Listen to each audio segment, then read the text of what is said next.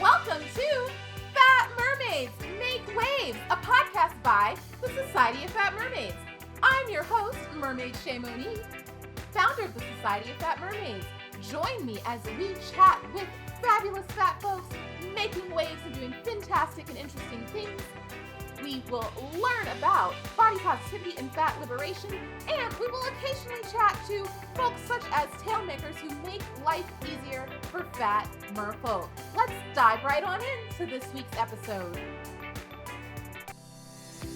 This week's episode of Fat Mermaids Make Waves is brought to you by you. We want to know how you're making waves in your world, whether it's wearing a bikini for the first time, diving into your first mermaid tale, finishing that grad school program, or reading some educational materials that are expanding your world view.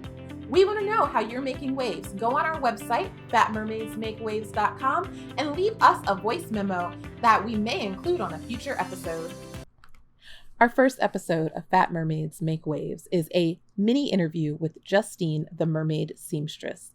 Justine has been making their own mermaid tails for the past 11 plus years. They are a new Fin Folk ambassador, and we recorded this interview live at Mermagicon 2020 last February. We will be interviewing Justine again as part of our Fat Mermaids Make Waves panel at Mermagicon 2021 in August. I hope you can attend in person, and if not, we will have that interview and panel discussion up for you. Enjoy this conversation where Justine discusses their YouTube channel, what she does when she gets haters, tips for modifying tails, and general advice for plus-size mers. Hello, it's Shay Monique here with Fat Mermaids Make Waves, and today I will be interviewing Justine, the mermaid seamstress. Hi, Justine. Hi, everyone. Hi, Shay. Hello. I'm super excited to talk to you. I've watched like a couple things on your channel, but not a ton. So this is going to be fun because literally just like getting to know you. So tell me about what you do as a mermaid. So I started out as a tail maker. I make fabric mermaid tails, and I've been making tails for 11 years now. Wow, that's a long time. Yeah. So I started mermaiding basically because I saw Mermaid Linden. Okay. And I got a Finis Rapid monofin, and there weren't really tail makers back then, right? Other than silicone tail makers or kind of bigger name tail makers who were making sequin tails. And so I just decided to go to Joann's and get fabric and make myself a tail. So now I have a YouTube channel that I have just reached 2 years on. Congratulations. Thank you.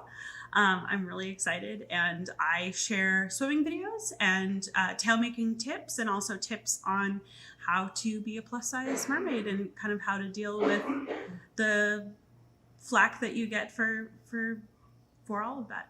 Okay. Do you find you get a lot of flack as a plus size mermaid? It really goes either way. I get a lot more discouraging comments in my comment section that I get than I get in person. Okay. So in person, I am greeted with such positivity, and everybody's so interested in what I do. And then you have the little internet sharks who just decide that they're going to eat away at your self-confidence. Gotcha. Which is really unfortunate. And what do you do to deal with that? Because I know that can be like really challenging. It's like you're putting your heart into something, and then here's some random stranger like just wants to like bash you. And it's like, even when you know that like what they're saying doesn't matter, it like hurts. So like, how do you deal with that? So the way I deal with it personally, it has taken me a long time to develop a tough skin. But I deal with it. Sometimes I'm snarky. So the other day somebody said, it's not fair. Whales have gills. And it was actually kind of hilarious because I could pull out my biology degree and say, well, actually, whales are mammals. So that just makes you look dumb. I love it. I was a little more salty than that. But Yeah, for the most part, I really outwardly try not to interact with them. I'll delete them from my comment section. I will, if when appropriate, I'll reply with a snarky comment. But for the most part, I do it so that the mermaids who watch my channel don't have to see that. But how I deal with it kind of in my personal life is a little bit different. Okay. I find that a lot of times unintentionally you do internalize those things. Right, yeah. And sometimes that can be really hard, but seeing how far I've come with the tail making journey and just like getting so much positive feedback from people and hearing people say, oh, you made a difference, you gave me the confidence to start mermaiding, has really kind of outweighed those negative comments. That's awesome. And are there any particular tips you have for plus size mermaids or someone thinking about getting into it? Yeah, a couple of things. Don't be afraid to modify tails. I personally, because I started out making my own tails, I know a lot of reasons why things fit me and why things don't fit me. So I often have to add stronger elastic waistbands to my tails to deal with the size difference between my hips and my waist. A lot of tails that are made for plus size mermaids are made really big all the way up. And a lot of us need more space to fit over our hips, but then have a smaller waist. And so to kind of create that taper, it really helps to put in new waistbands. That's my biggest tip. That's a great idea. Yeah. What's your favorite thing about mermaiding? Oh, gosh. My favorite thing about mermaiding is just the confidence it gives me and the freedom to,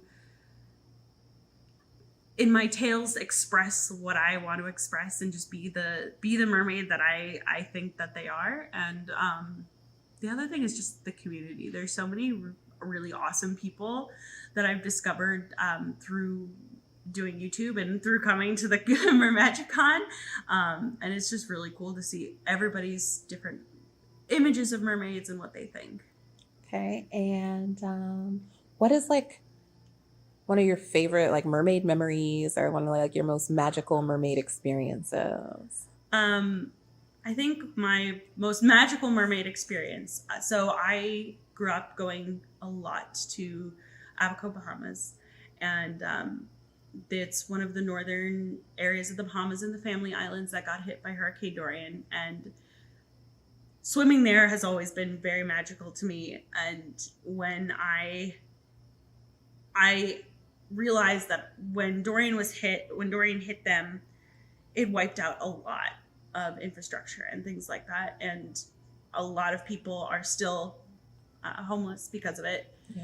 And just seeing the community respond in the way that it did and to take action, and Society of Fat Mermaids created their shirts for Dorian relief, and the idea that merfolk make a difference is really the most magical moment to me, and it is meant a lot in seeing what I can do as a mermaid and the influence that the tail kind of gives, and the broader aspect of that to teach about conservation and activism and the power that it gives.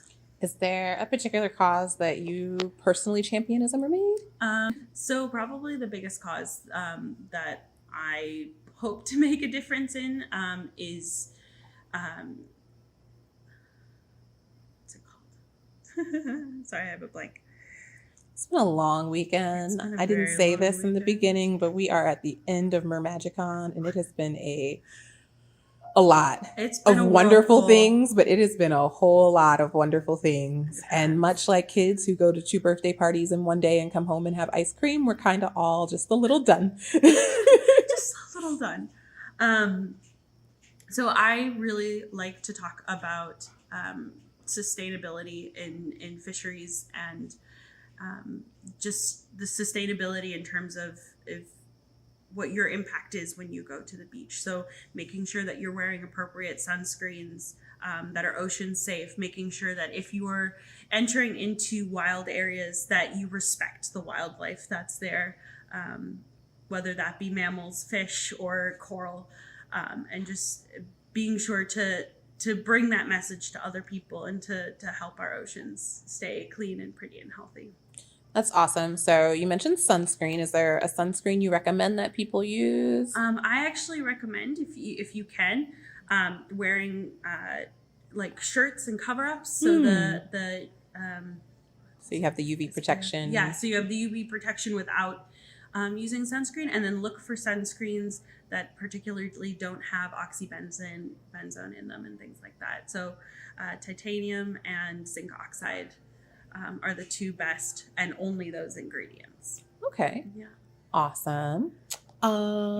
Is there anything you like about being a bigger person? Like, sure, like, we're always kind of like, oh, it's hard to find this and it's hard to find that. But like, what do you love about your body? I don't get cold as easily as everybody else. Especially when you're swimming, right? Especially when we're swimming. So it's a perk to be a mermaid. Yes. It's great. And kind of this goes both ways. So the perks of being a plus size mermaid are, first of all, that I don't get cold as easily, which is awesome. I can usually stay in the water a lot longer than other people.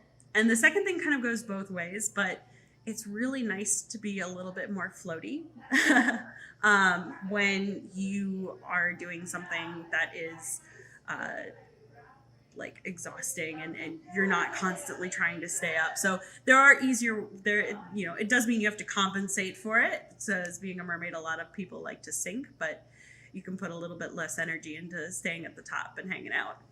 Nice. And so then the way you grew up, going to the Bahamas a lot, you've done a lot of open water swimming then? I have done a lot of open water swimming. I am a certified scuba diver. I'm working towards my free diving certification, and I did 6 mile swims. 6 mile swim. 6 mile open water. Wow. Yeah, wow. I was a long distance open water swimmer. So. That's amazing. Yeah. Amazing. So what is it like to mermaid in open water? Mermaiding in open water is a very different experience. My favorite thing about it is just the expanse and seeing because there's a lot less current under the waves. So being at the surface is one thing, but like once you get under the waves, you're just surrounded by so many beautiful things. And whether it's just the white sand and the expanse, or whether you're on a coral reef, or whether there are fish around, it's always so beautiful and just stunning, but it never stays still, which is one thing that I really love, and being kind of playing in the waves and being carried by currents and things like that, and just playing with whatever I want to. So that's amazing. That sounds totally delightful. Is there anything else you'd like to share with our listeners and viewers about anything really, about mermaiding as a plus size person, about just life as a bigger girl? Yeah. Anything you want to share? Well, kind of the biggest things is if you're new to mermaiding or haven't started yet, this should not be an obstacle to you. Do not see this as an obstacle, because anybody can be a mermaid. And if you might find that you have confidence in a mermaid tail that you've never found before. I definitely attribute mermaiding to one of the things that helped me kind of get over my self-consciousness of being a larger person and really step into my own and owning the fact that I can do all of these things.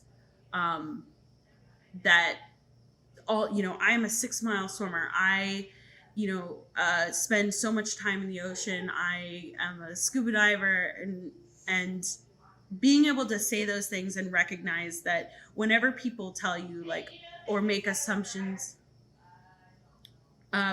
people tell you or make assumptions about what you can and can't do, they don't know you, and you can do anything you put your mind to. And no matter how much negativity you might get from the people around you, there will always be that one person who just stares at you in wonder and is amazed at your tail and your performance abilities.